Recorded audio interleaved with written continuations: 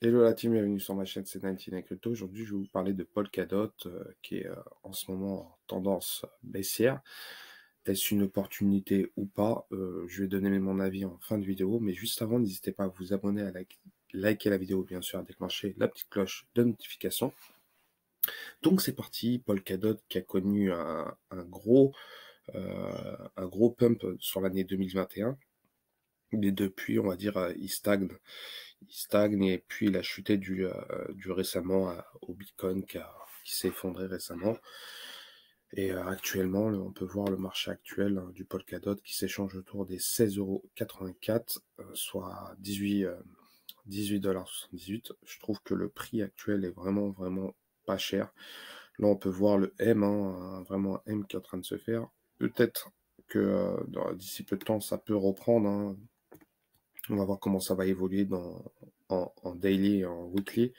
En weekly, on peut voir clairement que c'est un beau M qui s'est fait. Et c'est clair, hein, par rapport à ça. Donc le dump a été violent ce mois-ci. Ces 2 derniers mois, hein, on peut voir exactement. Donc concernant l'article, il parle du Polkadot et pour quelle raison il est en retard. Et ils disent que voilà, la première raison, c'est l'interopérabilité. Ils disent en gros en 2021, des protocoles comme Phantom, Avalanche ou Cosmos ont performé, c'est peut-être dû on va dire, par rapport à la market cap, à ce qui s'est passé actuellement par rapport au marché. Il a trouvé des concurrents qui étaient bien plus performants sur l'année 2021, mais ça ne veut pas dire que Polkadot n'est pas meilleur, hein. Pour ceux qui le savent, Polkadot, c'est la création, c'est Web3 Foundation. Ça a été développé par Parity Technology, dont Gavin Wood est le directeur et le fondateur. Pour ceux qui ne savent pas, Gavin Wood, qui c'est l'ancien directeur technique et l'ancien cofondateur du projet Ethereum, et bien sûr le gars qui a créé la programmation Solidity, hein. Il a créé le langage et puis il l'a programmé, donc c'est pas n'importe qui. Et en plus, il est docteur en informatique à l'université de Warwick. Donc Gavin Wood, c'est pas n'importe qui par rapport à ça. Par rapport à quand Polkadot a été créé, ça a été créé en 2017, donc elle a 5 ans de maturité, hein.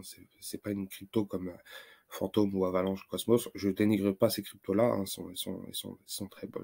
Leurs projets sont très bons, leurs blockchains sont très bons, mais Polkadot, pour ma part, reste un beau projet quand même à ne pas négliger.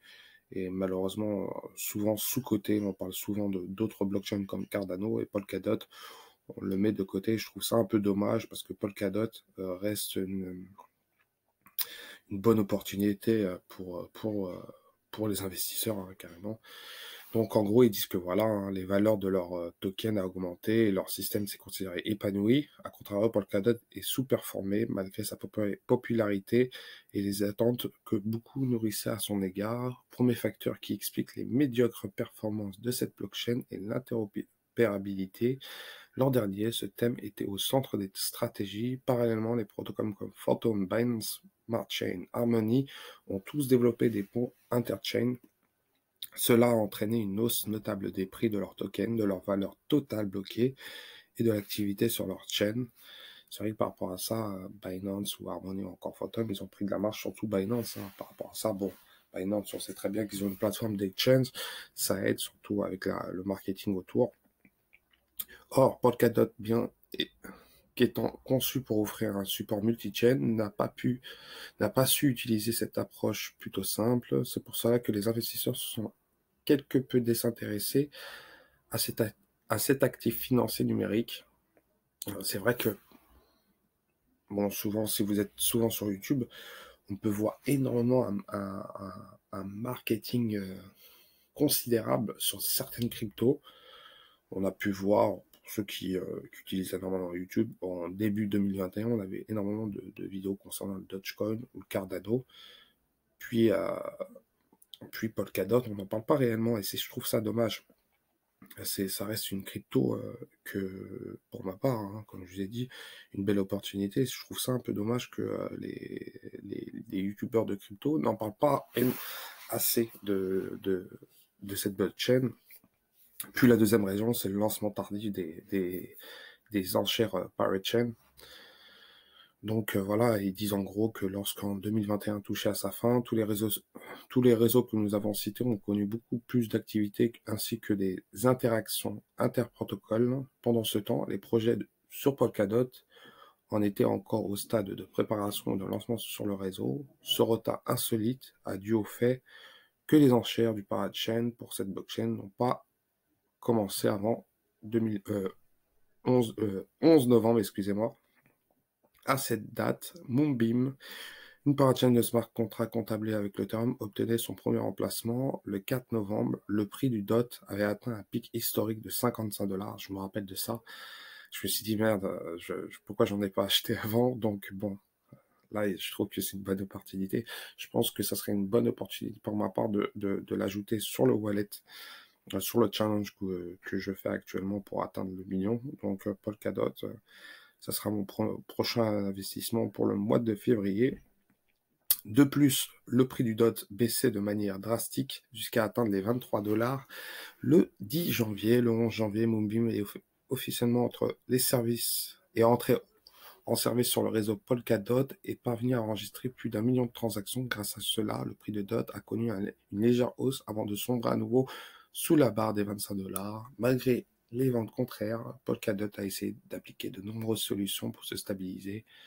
La blockchain affichait un taux annuel de 13,94%. Toutefois, ces mesures sont relevées insuffisantes. Les investisseurs dans la crypto-monnaie de DOT sont cependant optimistes. Elle compte sur son équipe de développement expérimentée dirigée par Dr. Gavin Wood, cofondateur de l'Ethereum, et sur ses prochains lancements. Donc par rapport à ça, voilà, par rapport à ce que l'article dit, moi, pour ma part, je vais être assez cash. Polkadot, faut l'avoir absolument dans son wallet. Celui qui a pas du DOT dans les années à venir, je pense qu'il le regrettera. Vu actuellement la market cap actuelle du DOT, 16 milliards de market cap, il peut réellement atteindre l'Ethereum, voire le dépasser. Sincèrement, je pense que ça sera lui qui tuera l'Ethereum. Faut pas oublier que Gavin Wood, c'est lui qui a lancé c'est lui que indirectement il a joué un rôle important dans le projet de l'Ethereum. Donc je trouve ça un peu normal que DOT pourrait surperformer l'Ethereum dans les années, bon, peut-être dans les années à venir. Bon, c'est un peu arrogant de ma part, mais je pense qu'ils ont les moyens de faire des belles choses. Donc voilà, n'hésitez pas à laisser un commentaire concernant DOT, si ce projet vous plaît ou pas, et bien sûr à liker, à vous abonner, et je vous souhaite une très bonne dimanche. Allez, ciao, ciao.